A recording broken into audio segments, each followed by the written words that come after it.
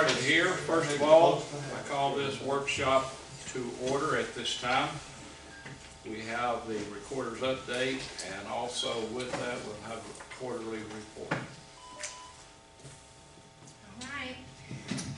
In your packet, you'll see a page that has your cash balances. This is all the accounts, including the CD and the savings account. We did cash out a certificate of deposit at Capstar and move it to People's. We did get, that was the highest rate we could get, it was 1.92%. They guaranteed a one-time withdrawal and penalty, and the principal remains at $100,000. We went with an 18-month term this time because the rate was just a little bit higher. Our total cash balances right now are looking healthy. It's $1,946,887, which is the highest it's been in a while, so that's good. Highlights on the quarterly report. This is taking you through December 31st, 2019. Our revenues to date are 59%, and the expenditures to date are 49%. So the department heads have kept their expenditures exactly where they need to be. And that's even considering that we pay a lot of our insurances up front. And we've had some pretty major projects like the High Street Sidewalk project, the Engelman Park project, and the police department expansion. Those things are included in that, and they're still slightly below 50% of the budget, which is right where it should be December 31st. Our property taxes are coming in slightly higher than this time last year. It's 35.8% versus 32.8% last year. Sales tax is remaining steady, so we should meet the projected budget figures, but this is the first time in a long time that I haven't been able to say that sales tax is increasing. So it looks like we've finally kind of plateaued off. We haven't had a lot of business changes or, big major new boxes coming in. Rural King is kind of planed off. It's very healthy, and so is Walmart. Those are pretty much the same month to month, but we're not having big increases like we were saying. Tourism fund, the occupancy tax is coming in higher than budgeted. Our projections show will come in around $15,000 more than what we estimated for the budget for the year in revenue, which is good because we'll get a good strong fund balance started in that tourism fund, and we'll also be able to have a good rural tourism conference, which of course we're hosting in October. And we don't have any major variations in any of the funds at this time. Just to kind of give you an update on some of the grant projects that we're working on, Engelman Park is completed, and we've been repaid for all of that project, so great job Tim and Lamar for keeping us through that and making sure that everything was done. They are very picky. That of course is under TDEC, which strikes fear in the hearts of everyone. They're very picky about the grant reimbursements.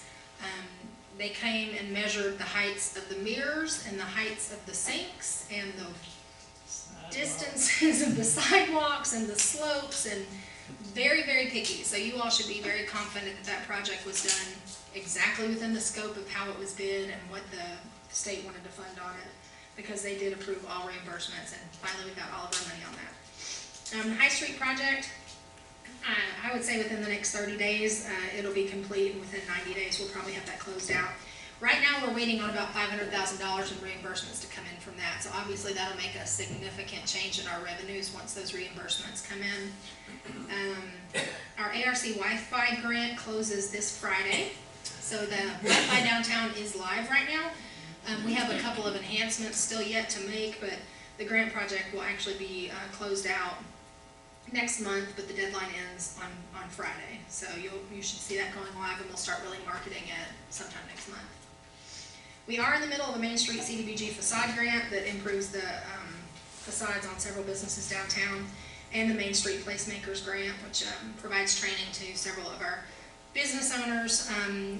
We had 22 applications, and we are funding like 20 of those to receive websites, receive social media training, things that we really think will help benefit our businesses and help them stay competitive in the changing retail market. We do have an application in for a TDOT multimodal grant to provide a multi-use path along Highway 11 or Main Street. It would start from downtown. Phase 1 would end somewhere around the Fred's building. Planned Phase 2 a couple years after that to go from where it ends at Fred's and connect back around to the High Street sidewalk. So hopefully eventually we'll have a large trail system with multi-use path in that. So again, that is just an application status at this point, but we have had some follow-up phone calls, so we feel like we have a good chance. At least we're still in the running for that project. The rest of the packet, I've got each fund broken out with the revenues and the expenditures, so you can look line by line. If you have any questions, feel free to let me know. I would say we have issued W-2s successfully and finished all of our quarterly reporting for year-end, got in our IRS reports, unemployment, all of those things. If you have any other questions, let me know. Otherwise, your packet has line items for every fund. Any questions? You send in that paperwork we got to send to the state. On the financials or? Being the city commissioner and the mayor. Yes, thank you for asking, Stockton. This month your ethics filing is due. So I'll be calling you and making sure that everything's the same as last year. But yes, I'll be working on those this week. So I'll be calling you at some point to get that in because they are due by Friday. Anything else? Thank you, Jessica. I want to bring up at this time, first of all, I want to thank Richard and his fellows. For 2 days, they picked up almost 100 bags of garbage in and around the Swetwater area. And Richard, you and Buster are to be commended for this. That brings up the next subject I want to bring before discussion. This is just more or less brainstorming with the commissioners. We talked about maybe to control the litter that we've got around Swetwater, and we've still got a bunch of it, even though y'all picked up almost 100 bags of garbage. It's right back out there today. And I would like for us to discuss maybe hiring somebody on a part-time basis, or let's say 2 days a week, to get a couple of trustees, and that is what their job is do nothing except clean up the litter. If they see a piece of litter off the road, they get that piece of litter up. If they see a box off the road, that's their job. It's not, I don't think anybody likes to pick up litter, and I have picked up. No, Mayor, my man never said a word about picking up litter. No, I'm not saying they did, but it's like, you know, we pay some up to $20 an hour to pick up litter, when I'm sure they could be doing other things. Well, you got to think, I mean, rainy days, if there's nothing else, then that's what I got my man to do it. Yeah. On pretty days, I get behind on it. But what I'm saying is, if we had somebody on a part-time basis to go out and get the bulk and keep, I mean, they're not gonna be able, I don't think, 2 days, but go down at Rural Kings and go down at the intersections and things like that, it would make a significant difference in what Swetwater looks like. We do have the money in our sanitation fund. I don't know, I've not put a pencil to it, but pay somebody $10, $12 an hour to oversee a couple of trustees, or maybe work by themselves. I think would make a big difference in the litter situation. And I have more complaints, I don't know about the commissioners, but I have more complaints on litter than anything else that I have complaints of.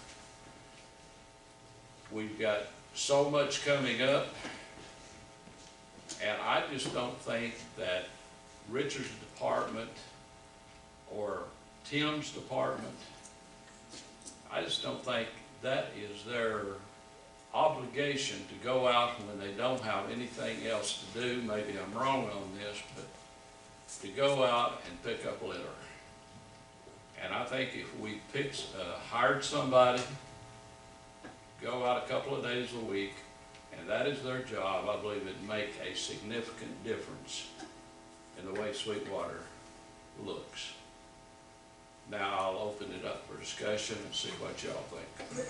You go down there and sit in the parking lot at Ingles, you can see where a lot of it comes from. That's true. You go down to Ingles and do the same thing. You go down to Rural King and you watch them clean their parking lot up. Their employees are taking blowers and blowing it over there. Is that not true, That's Richard? exactly right. I don't have any problem going to hire, put another coach, somebody, So if we put it out there at the garage, I can foresee some of the things that would happen out there. And the guys out there at the garage, we put them out here, Richard's got a day where we're picking them up. And the first thing is gonna be asked, well, what about those guys you hired? What are they doing? Well, guys, let me tell you this, I don't mind men be picking up trash, some days you can't work and I get riding around. I mean, I got to find something to do. Yeah, but the only thing with that, Richard, is y'all do it maybe once or twice. I mean, Well, I go- where if we had somebody out there all the time, at least 2 days a week, it would be a constant thing, and in 2 days, a man with a couple of trustees could pick up a lot of trash. Rather than waiting on a rainy day or a downtime for you guys to go out and pick it up. That's what I'm saying. We've been doing this, and this, she just took his picture, we've been doing this since I've worked here. We pick up trash, you guys don't know nothing about. I know, I had guys picking up trash today. okay, that's great. Yeah. But there's still a lot of trash out there. Yeah. You know, it's gonna always be trash. And that's all I'm saying. I'm not saying y'all don't do a good job. Yeah. I'm not saying y'all do a great job, and I appreciate, and I've had several comments on how much trash you all picked up. But I just think it'd give Sweetwater a better look. Monroe Street, I travel it every day. There's a box out there on the road now, and there's several beer cans out there that's been thrown out, and white Hardee's, that kind of thing. Somebody threw a box out that's laying out there on the side of the road now. But anyway, I'm bringing this up for discussion, see what y'all think about it. Thank you, Buster, for your comments. I got a question about trustee. Anybody that's watching over a trustee, is there any special requirement? Yeah. Yes, yes, That's- yes. Go certified to watch, Right. have to go to jail, be certified. I wouldn't think, I mean, just off the cuff, asking the question, I don't think somebody with certification is gonna be a part-time $10 an hour person. That's my concern. I thought there was special requirements for Well, they can overseeing get the training. trustees. How many do you boys have, Tim, that's got the certification? All mine do. Yeah. It's, So it does take a special. Just a matter of a few hours training. Okay. That's enough. Okay. I thought there was something, but I didn't know what it was, so thank you. They don't have to be monitored or anything, self-training. just how much do we have in sanitary fund that would cover this?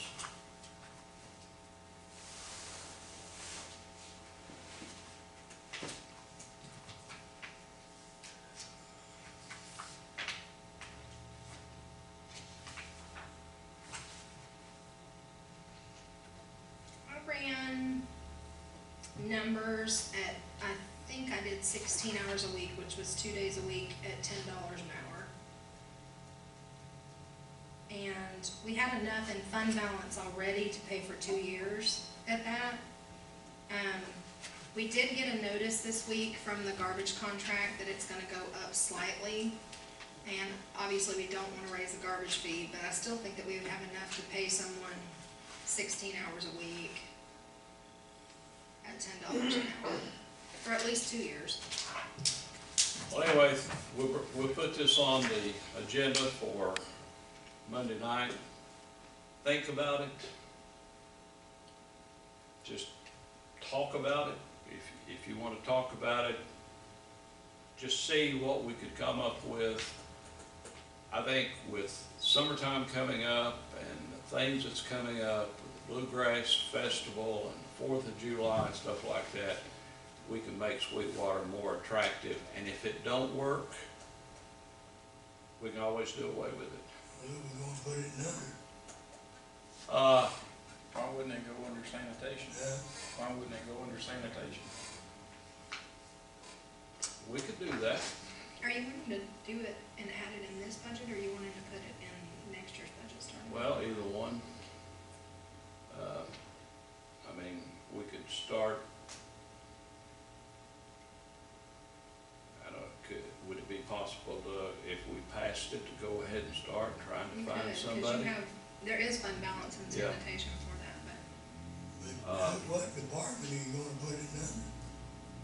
Well, Street department. Well, Would you it know, we not could go talk under about that in the department head meeting I and think see. it cause us problems, I really do. But as far as picking up and hauling and dumping, wouldn't it be along the same Well, line? yeah, that's the only place you got to dump it is out there. That's gonna be a nice lake, everybody's gonna be over them, so I have to have a truck or something, haul it with, so there you're gonna have a truck involved. And they said it's gonna come from Buster or somebody else. Or the person that's gonna be overseeing is gonna have a truck and haul. And access to. There's that she does. Chuck, is it this coming year that you're scheduled to get a truck though? Your department's scheduled to get a truck? 2021. Is it? Okay. Let's That do might be one solution if we move his up a year and they can, instead of trading in that second truck that Ashley drives now, they could use that truck to haul trash with. We put it and on- not trade it we in. put it on codes that way. It can be, if y'all wanna supervise it. Why don't you let us Ashley, talk about it in the Ashley, could department you meeting? handle that? Could you supervise that under your department? I could barely supervise Chuck and you. I mean, you're out a lot, and I guess what I'm asking is, you're out a lot, you notice things, that's partly your job to Mhm. notice if something's growing up, if there's a lot of stuff here. I wouldn't mind something like that, to look after something like that, as long as we have somebody kind of in the Main Street position by then. So, right now, we Right now, kind of slammed, and I feel like I'm dropping balls, and I don't want to have something else to drop. Right now, with just two of us, we're pulling Yeah. triple duty between Mhm. property maintenance, codes, grants, and Main Street. You can put them under City Hall. You know, God, I love to boss people around. Well, I just think there's a few more things to think about than just, We can talk about it in the department meeting. One thing I think down at Rural King, Richard and I talked about this, you could hire the best, best person in the world, he ain't gonna get that trash out of there, cause he can't get to it. It's down in those trees, the briars and stuff down there, you can't get to it. Until that's cleaned up, and it's gonna have to be cleaned up, or it can be mowed, we'll never get that stuff out of there. Cause it's just a bramble down in that ditch line. Now, if we won't go down there, that could be cleaned up, don't you think, Richard? Would make it easier Sure it could. with that front end bush hog we got. But that would be and stop them from blowing their parking lots over there and down. Chuck, you may have to go down there and talk to somebody. Yeah, I'll meet with the manager. I used to know the manager well, I don't know who's down there anymore, but kinda tell them the problem. Why couldn't, let's see, Haley takes care, I don't know, the, people on garbage and stuff like that. Put it under that department. So you got first-hand knowledge. Let them report to her. Well, this is where they call if they want their neighborhood picked up, that's for sure, so. Right. We can talk about And it. Richard, We'll try and mull that over in the next week and have some kind of solution. Talking about how much it is, it makes so sense and forth. some it don't. What is the budget on our landfill cost? How much have we got budgeted in there? 30. 49,000? I think it's 35,000. How much? 35,000.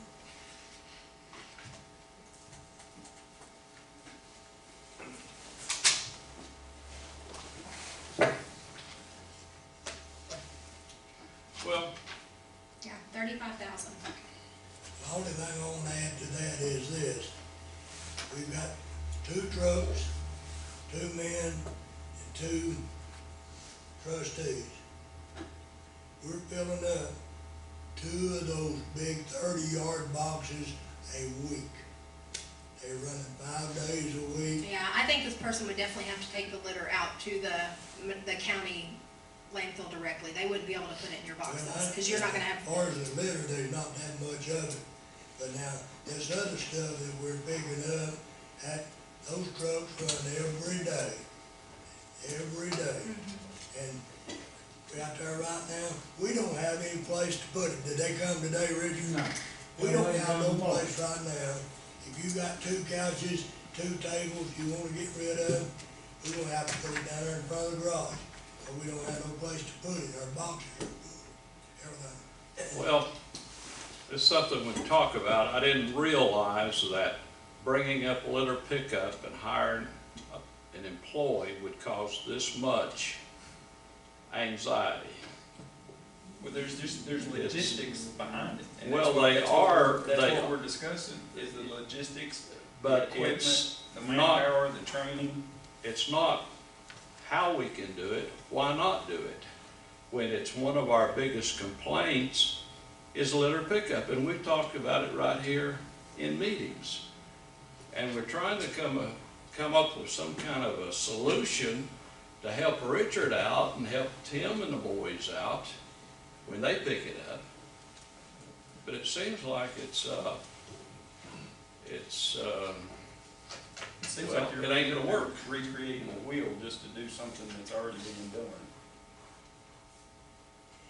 Was it successful when we had the one day every 6 months, people come in? Was that successful? Did you get any complaints then? no. I'm not having, I don't get no complaints on litter. What I get complaints on is the stuff where they're tearing down the houses and that kind of stuff, and why you don't come and pick up the couch, that kind of stuff. And I'm sure everybody's got their own thing. We put up, did you finish? Yeah. We put up all those litters of what they had picked up and what was on the internet of people as it's about time, it's good to see this, it's wonderful that you're doing this, blah, blah. But you can't do it every week, I don't think, Richard. I don't think you can send your people out every week just to pick up trash I cans. do, I send 2 men out, usually once a week, and I've got 4 roads that really get it. Monroe Street, 322, 68, I have them about once a week, hit them roads, get the worst stuff. But not on the other streets, like Monroe Street. If they see it, they ride along, and- they supposed to keep bags in their truck. They see a bunch of trash, they supposed to stop picking it up. Anyway, think about it, we'll bring it back up, and, if y'all want it, we can try it, if not, we can forget about it. We have quite a bit of activity in the town coming up through the planning commission. Chuck, you want to bring some of the, things up that we talked about the other night, the annexation, to the board? If y'all don't mind, I'm gonna stay seated, because it's gonna take me just a minute. But, planning commission, has considered a couple of different things that's gonna be coming before this board. The first of which, you all have a copy of the map that shows a piece of property on Murray's Chapel Road, or something like that. Could be an aerial. Planning Commission has recommended, well, first off, the owner of the property is a man by the name of Steve Britton and his wife Nicole. They're from England, moved to Florida, been successful business people, decided that they wanted to purchase this 20 acres and look at opening an RV park. And as they began talking with the utilities board and considering their needs and what it is they wanted to do with this property, it became apparent that they needed to be annexed into the city limits. It became apparent to them that they needed to be annexed into the city limits. And so they made a request of the planning commission to consider this property to be annexed into the city limits. It is 20 acres, it's 2 different parcels. If you go past Tennessee Metal Products, it's the piece of property that's just right on the right hand side of the road, just past Tennessee Metal Products. Now the annexation itself is just that, it's the annexation of the vacant land. The rules on annexation, though, have changed quite a bit from the last time that the city had annexed a piece of property. So typically, in this situation, we would do this by ordinance. And there would be a protocol for how we would accept that ordinance. The state, and John can talk to some of the legal stuff if you have questions on that, but the state has basically changed the law, and it basically says if a piece of property is being annexed by consent, which means the property owner has requested that the property be annexed, the city council is required to do that by a resolution rather than an ordinance. There's also a pretty stringent amount of public notices that we have to give and have to do over the process. I have actually already posted a sign on the property that says it's being considered for annexation. There's several other notices that we're required to give. One of the things that we felt like, or I felt like would be good, we didn't have enough time between the planning commission meeting and this meeting and your meeting on next Monday night, to get all of the notices in that are required in order for you to actually vote on the resolution to annex the property. So tonight, or Monday, it would be good if this board could at least vote that it is your intent to have a public hearing regarding the annexation of this property, and a vote will be held at the next meeting, which would be the March meeting. That's just one public notice that we could say we've given in regards to the annexation.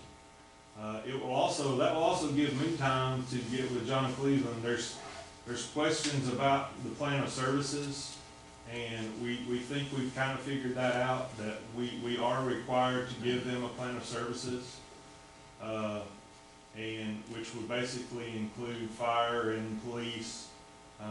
Some utilities would be involved in that, probably garbage collection, some things like that. But we will have that to be able to put before you as well as a part of that resolution. During that same discussion,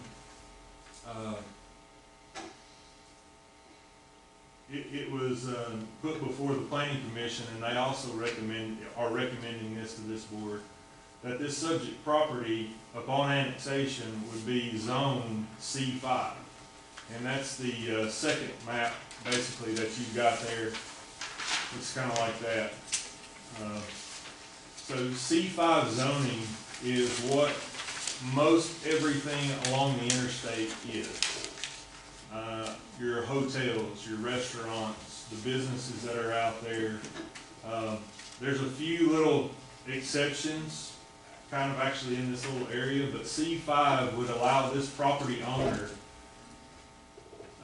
we go into some of these investments with the best intentions, but let's just face it, if he gets to a certain point where it becomes not feasible for him to do an RV park, but he wants to change gears and do something else, by zoning it C5, it would keep it in line, it would keep the zoning in line with what's already existing out there in a part of this area. Now, as just a matter of practice, he would be required to come back before, even if you annexed it and zoned it, he would still be required to come back before planning commission to have a site plan approved and get all of those approvals for an RV park or whatever else that he might consider on that property. Any questions on that annexation or the ordinance that You're recommending, gonna be recommending from the planning commission that be C5 beside the M1 and the C3 and the R1. Yes, sir. Yes, sir.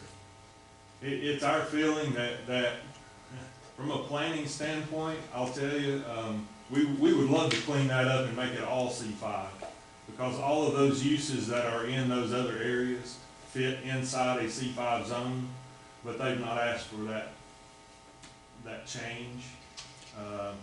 But C5 makes the most sense of all of the uses of those properties down through there.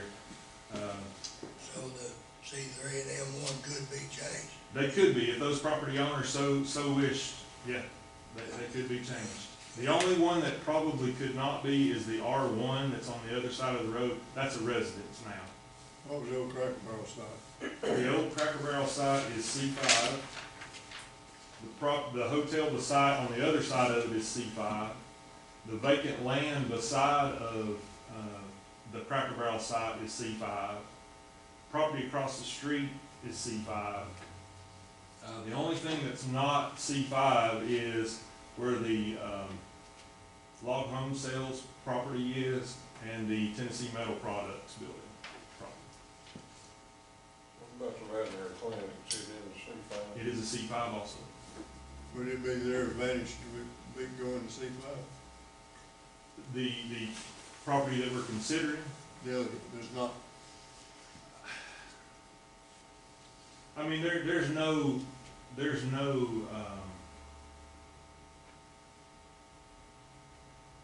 I'll say this, if they ever got to a point where they wanted to sell this property, and they asked me my opinion on that, I would say yes, it would be to your advantage to become a C5 property. Because C5 allows for a wider range of uses, a wider range of it could be retail, it could be a combination retail wholesale, it could be a combination retail wholesale with a small manufacturing. I mean, C5 is just a larger, larger amount of uses, a larger commercial district. Yeah. So, to answer that question, if I were asked by the property owner, should we rezone to C5, I would say, yeah, that would make sense.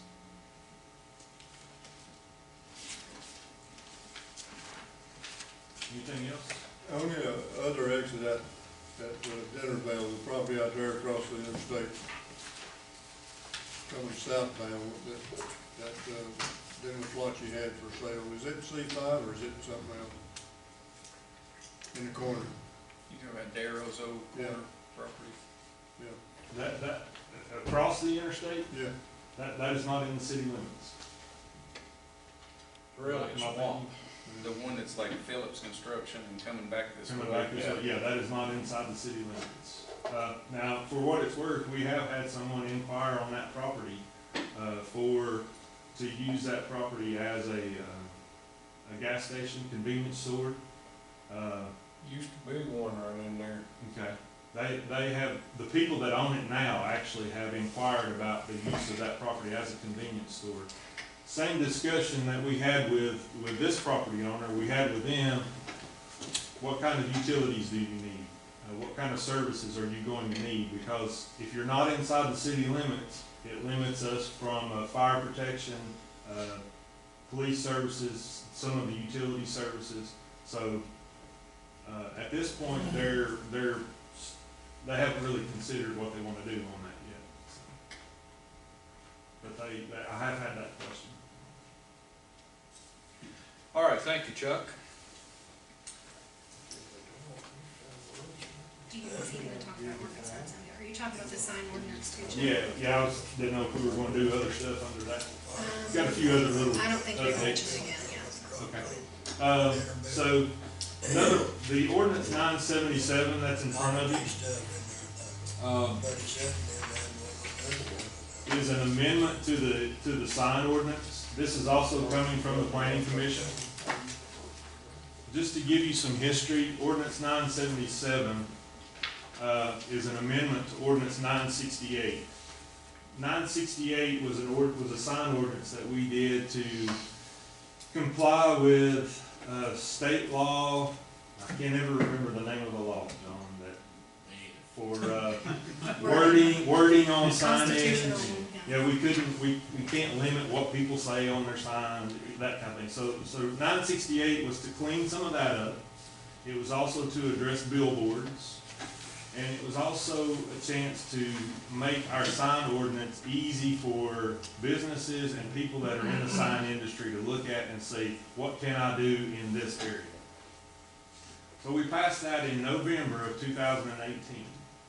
Since November of 2018, I've gotten several inquiries from different businesses and one church regarding what the industry calls electronic message centers. And basically what that is the box, the LED sign that has the images that come up, and then they'll go to a different image. Some places use them as an announcement board, if you will. My research into the industry is that most places are going away from, everybody's seen the guy on Saturday morning changing out the lettering on those little signs that they have a sale or something coming up. Okay, they're going away from those signs, and everybody is starting to buy these digital message centers. So in the ordinance that we passed in November of 2018, we basically had limited those types of signs to Highway 68. However, since we had gotten several requests from different business owners at a church and other places that are not on 68, we approached the Planning Commission, Ruth Hawk and myself, and we actually looked at a sign that had been proposed for First Baptist Church, and we said maybe we should look at the sign ordinance and amend it to allow these types of signs in certain areas where it makes sense. So what we did is we presented the Planning Commission, and they approved that and are now sending it to this board. Ordinance 977, it allows electronic, first off it defines what is an electronic message center, and then it also allows electronic message centers in certain commercial areas, and then also inside the P1 district. The P1 district is, for informational purposes, is all the property around the hospital, the church, some of that area. Basically, this is more of a commercial related type use that these property owners are wanting. So just going over the ordinance really quickly. We had certain areas that, we had the one area that allowed these signs, but it was prohibited in a lot of the other areas. But basically what we did is we took out some of those sections and just said, these type of signs are prohibited unless they're specifically said they're allowed in those areas. And the areas that they would be allowed in are our P1 district, which I just talked about. Part of the concern when we originally passed the law in November of 2018 was how bright these signs are, though. And how do we regulate that? So we began looking at different cities across Tennessee. How have they done it? And there are three basic rules, if you will, that we've instilled that are going to help us with that situation. The first is, in the P1 district, such signs located a minimum of 300 feet from all agricultural, residential, and traditional neighborhood districts. So those signs would have to be located at least 300 feet from those districts. Such signs shall hold a static message for a minimum of 60 seconds. So those messages that are flashing up there, they have to stay for at least 60 seconds. Otherwise, it could be a distraction, and Eddie could probably attest to that. If you're driving down the road and that message is changing, and you're looking, trying to read it every time it's changing, you're not watching the road. So the other thing has to do with the brightness. The lighting of such signs shall not exceed 3,000 nits in the daylight and 1,000 nits during dark hours. Nits are what, basically a brightness measure that these signs are measured in. That it's kind of an industry term, but it's a brightness measure, kind of like Foot candle. Foot candle. Yeah, kind of like a foot candle. So nits. 3,000 nits was the number that we came to based on multiple different cities around in East Tennessee, basically. We looked at Knoxville. We looked at Chattanooga. We tried to pick some towns that were a little more progressive as far as allowing these types of signs, and even in those cities, they limited it to 3,000 nits. So one of the largest nits was 4,500, and I think that was in Johnson City. All of them limited the brightness to 1,000 nits at night. Here's the kicker. We've discovered through kind of all of our research that all of these signs have the ability to set their brightness at different times of the day. They can limit how bright it is during the day, they can limit how bright it is at night. And most of this information will be covered when they get their permit. How bright you can have it at night, how bright you can have it during the day. And it would be something that in the codes department, if we were getting complaints about brightness, that we would have to do some research and measurements. But most of the time, it's going to be handled on the front end when they get their permit. The next section that does allow them is going to be the central business district, which is most of downtown. However, we have not, specifically, these are not allowed inside the historic district. So we've also protected the historic district from these type of signs. So just because, we do have a few businesses that are C2, central business district, that are outside of the historic district. So they would be allowed to have them, but they would have to remain 300 feet, 60-second static message, and then the nits. Same thing with the commercial district. The only difference here is you have a commercial district on Highway 68 and one on Highway 11. The only difference there is the commercial district that's not, if there's a C3 that is not on Highway 68, they're still bound by the requirement of the 300 feet from any residential, agricultural, or traditional neighborhood district. If it's fronting on 68, the only thing they're required to stand by is the 60-second static message, 3,000 nits at night, 3,000 during the day, 1,000 nits at night. We did not change billboards.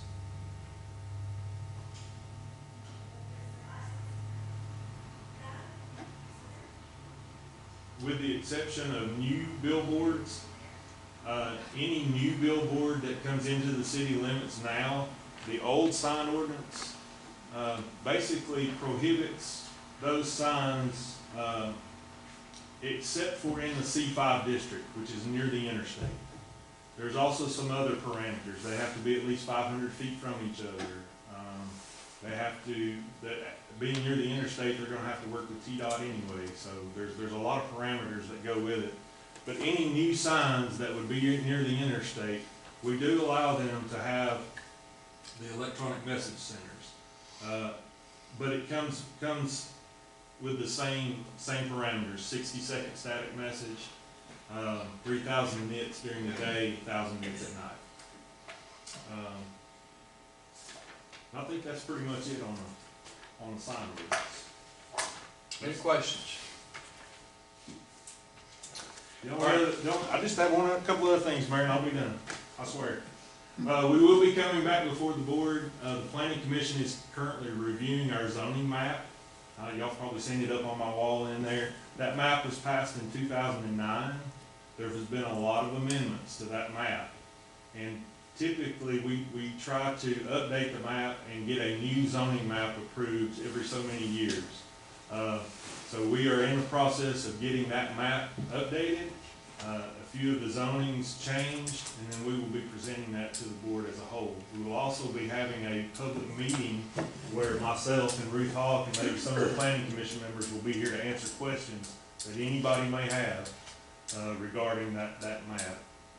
And the last thing I've got is Planning Commission also approved Richland Farms Phase 2. It's a subdivision on the back side of what Gerald Burnett had developed originally. It's 25 lots that Scott Davis, he is the developer. So Planning Commission has given him preliminary approval to begin subdividing those properties. And you'll probably start seeing some grade work, and they'll start installing infrastructure and those type of things on that property. Dave? All right, thank you, Chuck. Any questions? So in addition to these items on February agenda, we will have minutes distributions. We can take up the schedule of fee proposal again that we talked about a couple of months ago. such as non-emergency fire calls and a schedule of use for the city building, our meeting room here. Does anybody want to talk about that tonight? Commissioner, have you got that pretty well worked out with some of the people you're dealing with? Well, I think since it was in the paper, we haven't had any. Oh, really? We were discussing the schedule of fees, that's kind of curbed it for now, but I think we still need to look at something just in case it were to pop back up. Okay. I haven't had time, I was sick of some family and all the holidays. Do you wanna To meet with anybody. table that till March or April? That'd be fine. That'd give me Just time. table that to April. Yeah, that'll give me time to Okay. meet with some of the healthcare agencies. Also, we will have a capital improvement plan, which we need to pass no later than April 6th. Does anyone have any discussion on that tonight? We've got till April the 6th. We also have a resolution regarding the tax sale. We have one lot with an assessment against that is more than likely much more than it's worth. John, you want to comment on this? Well, it's in addition to assessment for back taxes and penalties and interest. We tore down the house there. It's Francis Lane owns the lot. It's out Cedar Valley Road, there where Gallion Street, TMG, it's that three-way intersection right there. Is it Lane or Lomas? I think it's, maybe, it's Lomas. Lomas. The special assessment that we had for tearing it down is like $11,000. Tax assessor says the lot's worth $10,000. If you add that to all of the taxes and penalties and interest regularly and open the bidding, it's somewhere in the range of $15,000–$16,000. Nobody's gonna bid on it at all. It's gonna end up, the county owns it. They'll eventually maybe sell it, and when they do, we'll get our part. But if we pass this resolution like we've done with some others, where we've had a big claim just for the demolition, then somebody will buy it at the tax sale for the taxes, back taxes and penalties and interest. We'll get that money, plus it'll get back into private hands where it'll be back on our tax roll. It's just a lot better to get it sold than for not to sell it all. Okay, we'll have that on the agenda for Monday night if it's appropriate. Does everybody agree with that? John, question, would this set any kind of precedent for TMG property? Well, it's not setting a precedent legally speaking at all. We can, the board has the discretion to allow the bid to be open one way or another, anyway, you know, with or without that special assessment. What I've been suggesting for a while is that rather than putting these rather than having these special assessments, that we file a lawsuit, general sessions against the property owner at the time we do the demolition, get a judgment against them, record that at Register of Deeds office, it'll be a lien against the property, and protect us just as much or as much as special assessment would, and yet wouldn't limit it being sold. But that lien, there's no way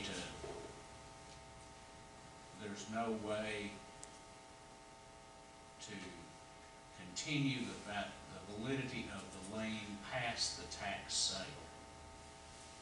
I mean, if we wanted to do that, we'd have to buy it at the tax sale, bid it in at the tax sale, and the whole point is we got more in it than it's worth. We don't need to be buying lots.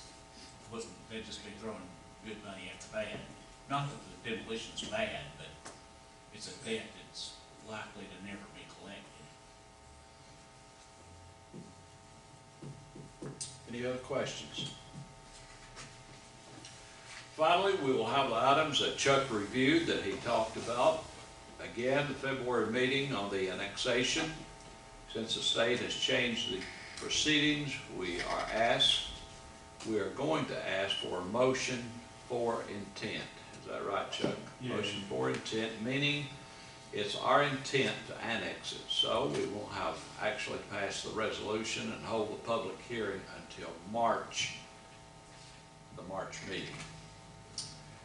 Commissioner Richardson has asked to add an item on the February agenda regarding volunteer hire. Yeah, we're looking at, appointing one, possibly two, volunteers, and also, one of our from our volunteer pool, moving to full-time status. Okay. All right, anything else?